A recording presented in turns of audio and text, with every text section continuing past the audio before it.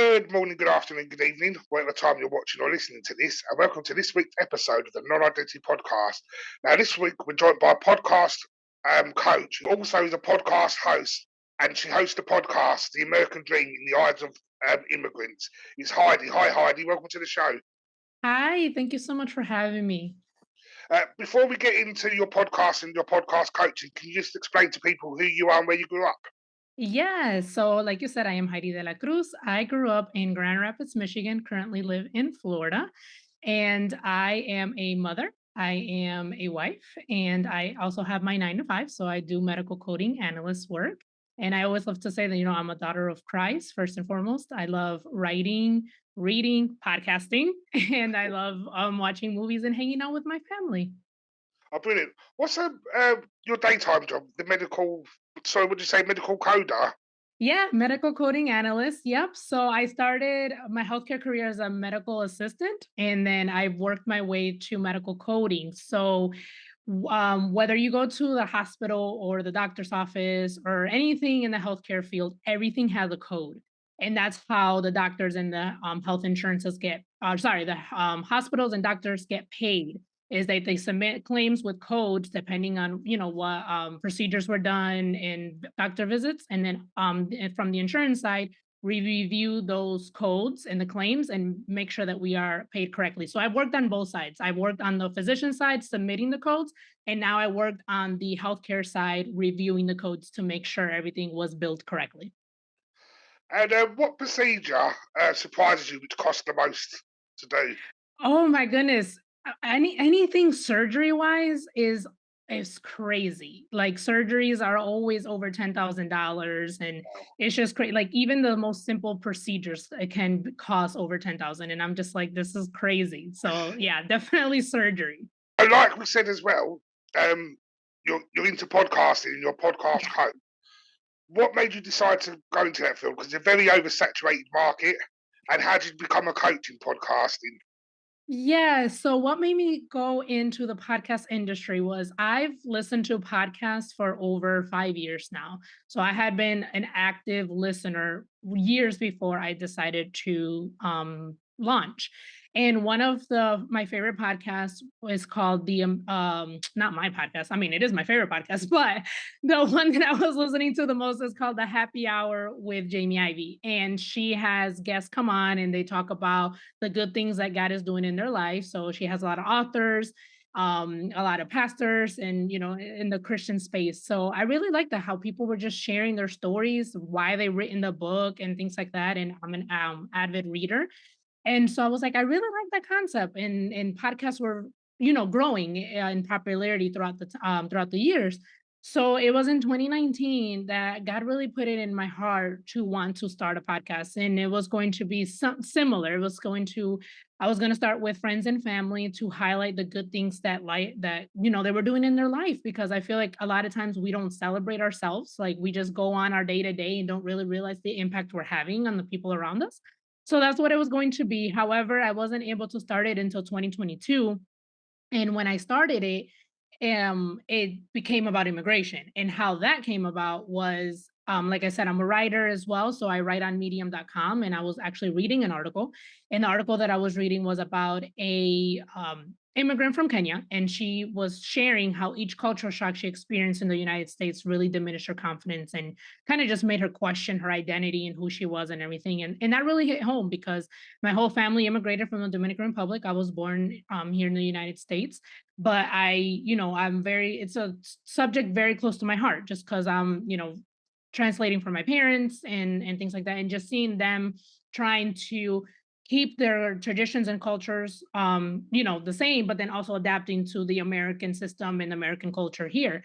And so just reading that article really hit me. And then I remember just asking my husband, because he immigrated too when he was 9. His family came over also from the Dominican Republic, just asking him about his experience. Like, how was it when, you came when you were 9? Do you remember? And he was like, yeah, very vividly. And as he was telling me his story, was like, okay, this is what I want to talk about. I want to share immigrant stories because I don't feel like it's talked about a lot. Like once they get to the United States, what actually happens, how they navigate.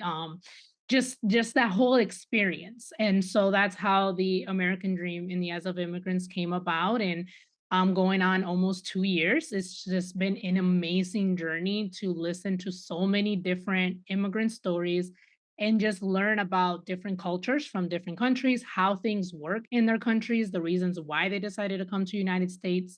And a lot of times people think they're going to come temporarily. So they'll come for school or they'll come to learn English and things like that. And they end up either finding a job or extending their school, like, going into higher ed, like masters and doctorates and things like that. And they end up staying because they find a job after school. So it's been a really interesting ride. And as I've gone through the journey of podcasting, I noticed that there was a lot of people who have struggled in the beginning, right? When they're launching, and so people have gotten like overwhelmed. I would see comments about like they're overwhelmed or they feel like it's too much and they take a break and then they end up don't coming back to podcasting. So the percentage of podcasters who actually don't make it to the 10th episode is actually really high.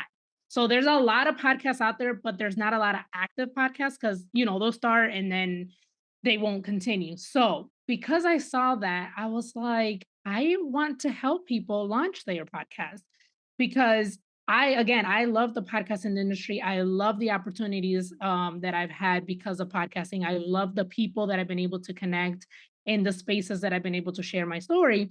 And I truly believe in the power of sharing stories, right? And listening to them and everything. So that's how I got into podcast coaching. So I was like, I can really help people with the step-to-step process to launching, making sure that they have a plan in place, making sure that they have a marketing plan in place, making sure that they set a realistic schedule to record and publish because you got to look at what you can do and how much you can do it. So, for example, my podcast, I can only publish every other Tuesday. So that's twice a month because, again, I have the coaching and then I have my 9 to 5, I have my family. So that's just what my schedule allows. And that's okay because I've been consistent for 2 years. So that's how I got into podcasting and that's how I got into the coaching. And what advice would you give to people who want to launch a podcast? Because I do, because this is part time, I do all this through my phone. So it took me 6 months to hit the go button. I had the idea. Really? Yeah, I had the idea, and then I was thinking to myself, what if no one wants to watch? What if no one wants to be a guest? What if people find it boring? No, I'm not going to do it. I kept putting it on the back burner. Oh, no. Something inside was telling me, no, you've got to give it a go. You've got to give it a go. I haven't got all this money to invest in great equipment. So it's literally me, my phone, a microphone, and InShot, which is a free editing app. But that seems to do the trick at the moment. So what advice would Yeah. you give to someone launching? I love that you shared that because that's honestly what I tell my clients is start with what you have, Yeah, right? I started my podcast on my phone. Like our smartphones can do so much. So I'm a big advocate on starting on what you have because that's another thing. Like we can get overcomplicated and overwhelmed. It's like, oh, I need a mic, oh, I need a camera, I need, these fancy equipment, but you to start, you do not. You can start recording on your phone, it is well enough. And then you can see also if this is something that you want to do, because you can think that you want to be a podcaster and that you want to do this. And then once you start, you can kind of feel like, oh, wait, maybe this isn't for me. And then you haven't, invested so much in equipment and everything because you just started with your phone. But if you do see that this is something that you want to pursue and continue, then you can go ahead and upgrade. So I started again on my phone. I started with headphones that my husband used to use for his job.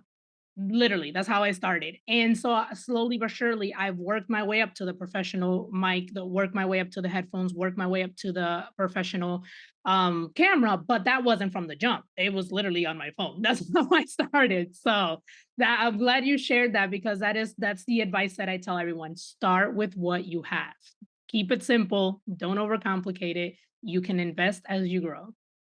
no, I totally agree with that. And I also think another thing to try not to do, I don't know if you agree or not, is not to get bogged down by views or listeners because Yep. you're being established. So once you put that first episode out, and if it only gets 4 views, like don't be disheartened because like Celebrate that. exactly. Celebrate it. Yes.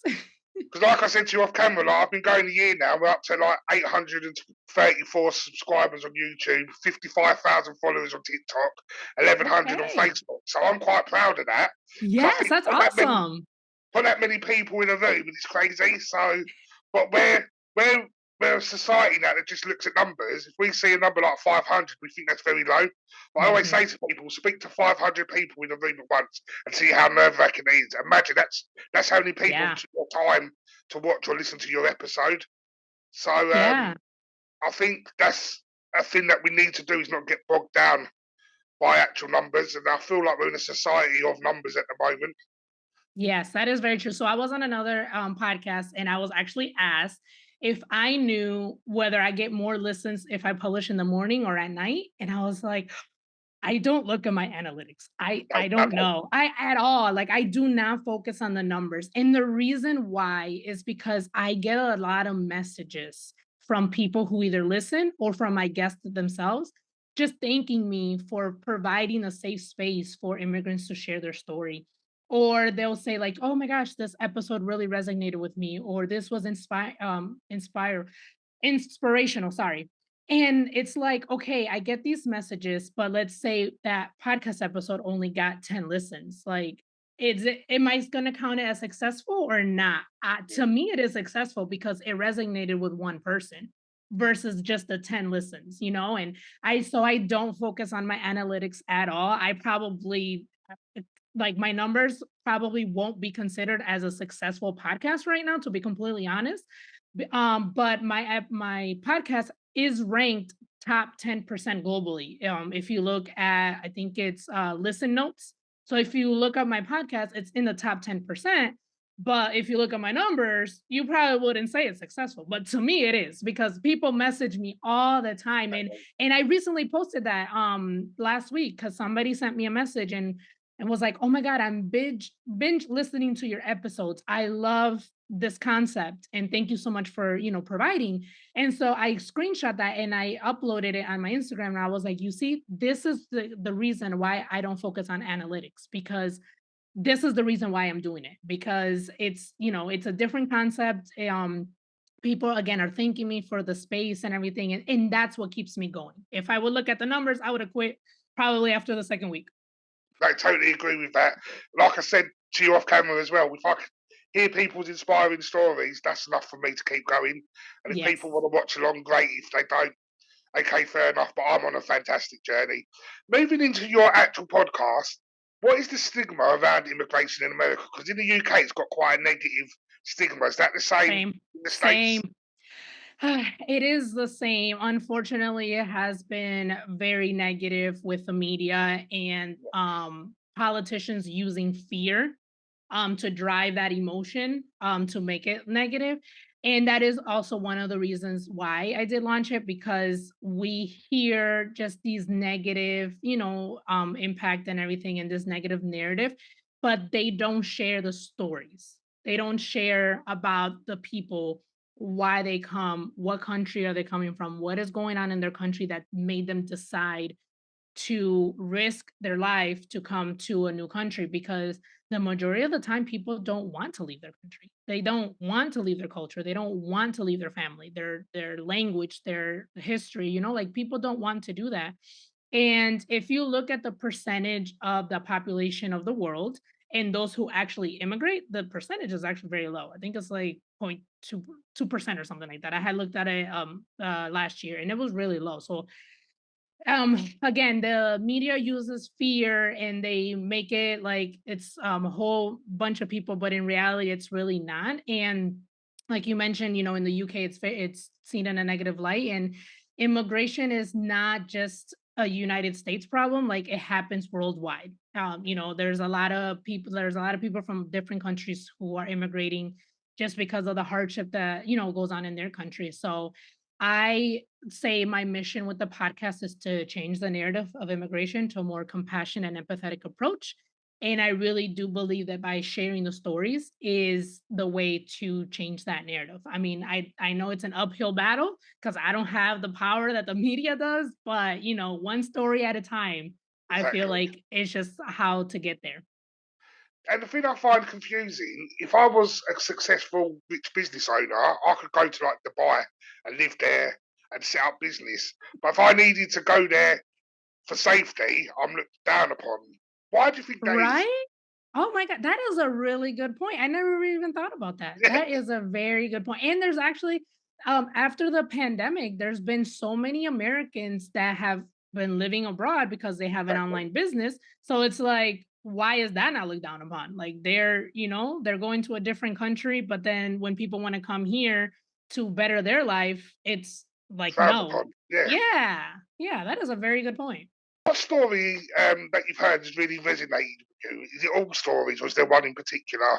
Yeah, so it's one that was released on February 6th. So it's actually was released in two parts because it's an hour long and I like to keep my episodes 30 to 40 minutes. So part one was released February 6th and part two was released February 12th. And it's this lady, she came, her parents actually brought her from Mexico when she was 6 months old. So the only country she knew was the United States. So she was undocumented when they came. And so she actually went through the whole cycle. She was undocumented, and then DACA was passed in 2012, and she was able to qualify. So she applied for the DACA temporary status.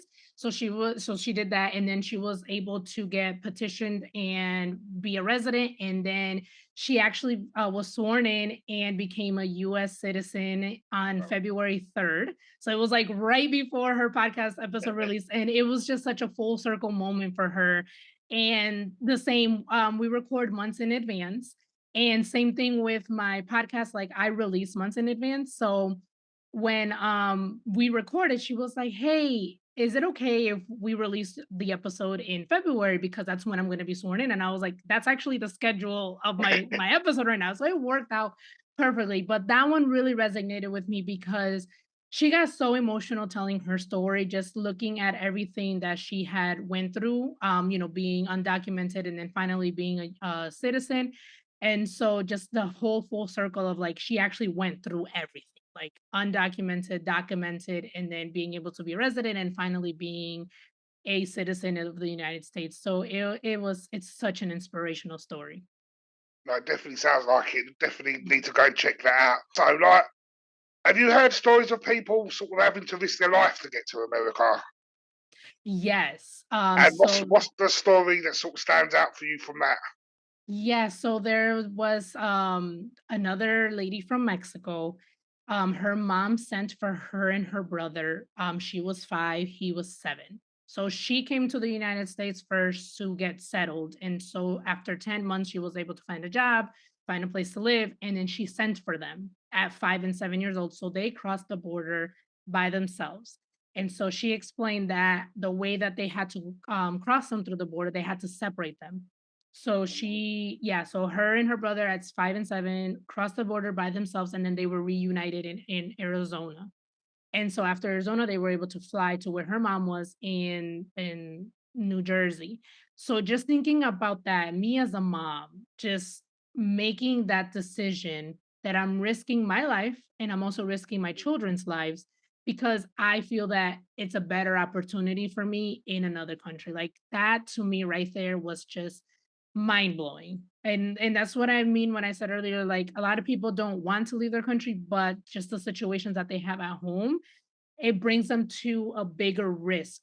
And so, yes, that story also just really touched me and really resonated because it's like, wow, like you did this as a 5-year-old, and it was, a choice that was made for her. Like, she couldn't just say, "No, I don't want to go," and then she was also able to, fix her status, and now she is an immigration attorney, so she's helping other people that were in her same situation. So that was another full circle moment episode, and it's just inspirational just to listen to these stories and just see what these people have been through to get here. Now, not everyone has such a traumatic story when they come to the United States. I've had guests who have come and just had such an incredible journey and a positive experience, and I'm like, I love that. I want to show the truth, the bad, the ugly, everything, because not everyone has the same experience when they do come to the United States.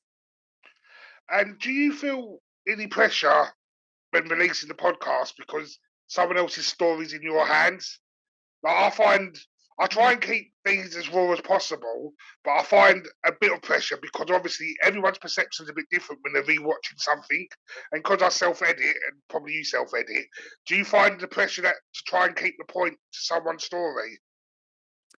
That is a really good question, and I have not felt that pressure, but what I do worry sometimes, and it hasn't happened too often, is just negative comments, when you publish, especially with mine being about immigration and there being such a negative light. And there was one episode that I actually or a snippet of the episode that I actually published on TikTok, and I had to like defend my guest because the person was just like attacking my guest, and I was like, "No, you're taking this out of context." And then I think I had responded to their comment and then they responded back.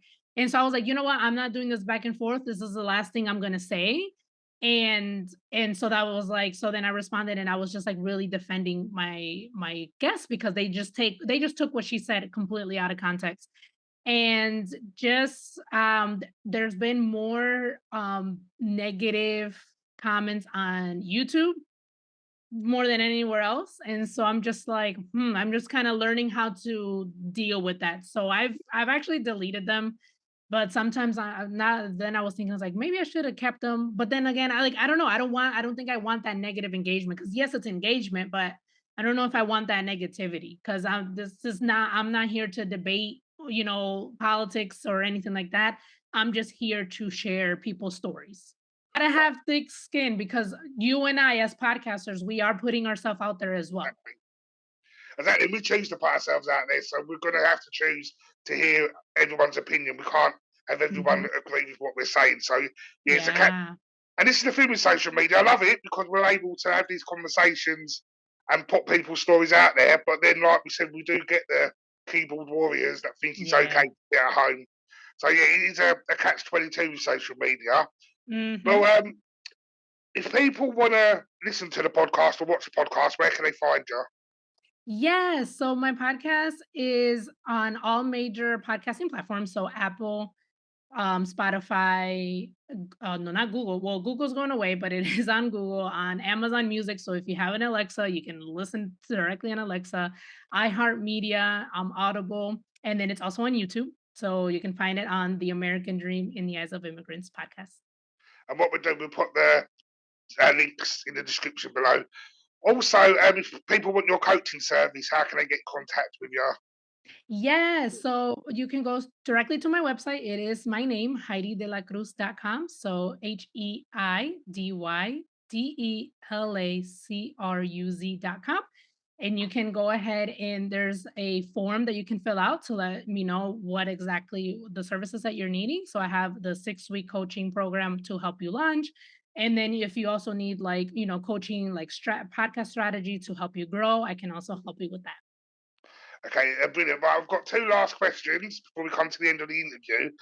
Firstly, your answer will not change your life journey so far, but if you had 30 seconds with your 13-year-old self, what would you say? What would I tell my 13-year-old Yeah, self? Oh man, I would tell her that she is worthy and to have some more self-love. brilliant. And the final question, and this is quite a new question, you're about the third guest I've asked this to.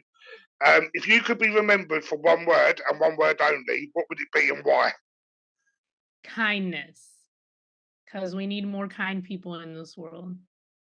Well, but hi, it's been fantastic speaking to you, and I'd love for you to come back on in a couple of months or whatever, and we see how far down your journey Yeah. you are. Yes, I would love to come back. I love this so much. Thank you so much for this opportunity and for letting me share about my podcast and my podcast coaching business.